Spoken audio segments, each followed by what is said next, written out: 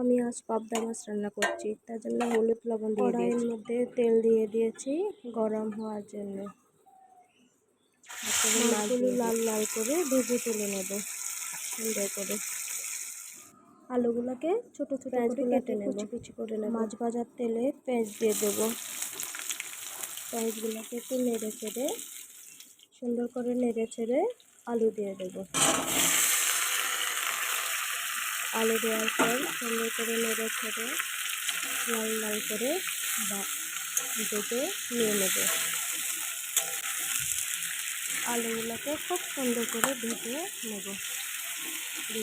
আদা জিরা বাটা দিয়ে সুন্দর করে কষিয়ে নেব। আমি তার সাথে দিয়েছি আদা জিরা এবং লঙ্কার গুঁড়ো, হলুদের গুঁড়ো। তারপরে দিয়ে দেব জল। দেখো আমি জল দিয়ে দিয়েছি। জল দেওয়ার পর মাছগুলো দিয়ে দিয়েছি। মাছগুলো দিয়ে একটু নেড়ে চেড়ে করে একটু পরে নামিয়ে নেব।